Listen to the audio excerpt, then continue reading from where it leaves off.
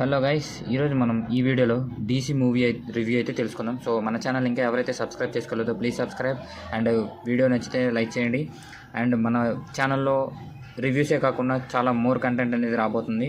So don't miss it, subscribe చేసుకోవడం మర్చిపోదు. And వీడియోలోకి అయితే వెళ్ళిపోదాం. సో డీసీ మూవీ రివ్యూ విషయానికి వచ్చేస్తే కనుక మూవీ పీక్ అనమాట. చాలా అంటే చాలా బాగుంది. సో ఎన్ని ఆస్పెక్ట్స్లో బాగుంది అనేది మాట్లాడుకుందాం. So first of all acting wise చూసుకుంటే మన లోకేష్ కనగరాజ్ గారు, వమిక సింగ్ సూపర్గా చేశారనమాట. చాలా అంటే చాలా బాగా జీవించేశారనమాట యాక్టింగ్లో. అండ్ మూవీకి మెయిన్ పిల్లర్, అసలు మెయిన్ అంటే మెయిన్ ఎవరంటే అనిరుద్. కొట్టాడండి బీజియం, పిచ్చి పీక్స్లో ఉంటుంది. 15 బీజియంలు ఎన్నో ఉంటాయి, ప్రతిదీ యూనిక్, ప్రతిదీ పేలుతుంది, ప్రతి బీజియం పేలుతుంది. సో బాధేశాడు సింపుల్గా. మూవీ మొత్తం మీద బీజియంతో చావు బాధాడు అనమాట. సో స్టోరీ విషయానికి వచ్చేస్తే స్టోరీ చాలా చిన్నదే.